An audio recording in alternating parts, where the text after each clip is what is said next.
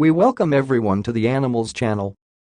A battered red cat, who looked about 6 years old and who probably spent all these years on the street, was captured in early summer 2019 and placed in a shelter of the Humane Society of Minnesota. The cat looked as if he had survived fights with a dozen cats and dogs. His body was covered with scars, one ear hung like a rag, and he almost lost an eye. At the same time, he also had a feline immunodeficiency virus. At the same time, the cat was not wild at all and did not shy away from people.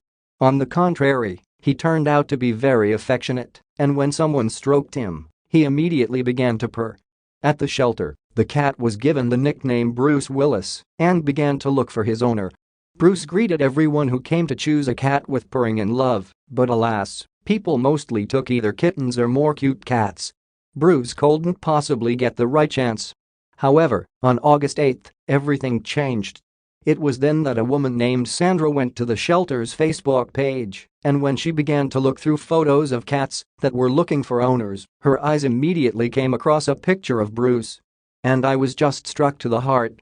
A couple of days later, Sandra came to the shelter itself and asked to see a battered red cat with very sad eyes.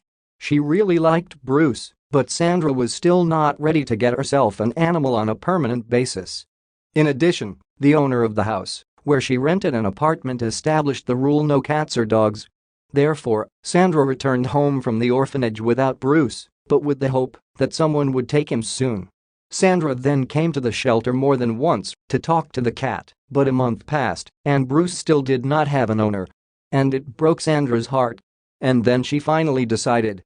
She sent the landlord photos of the cat with a request to allow her to keep him as an exception.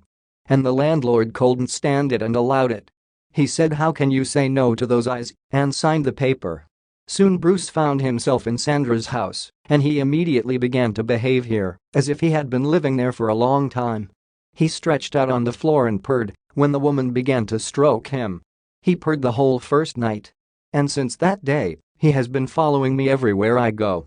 Bruce no longer has to fight for food. He has a warm house, a lot of toys, and a hostess who is ready to constantly stroke and caress him. Thank you all for watching.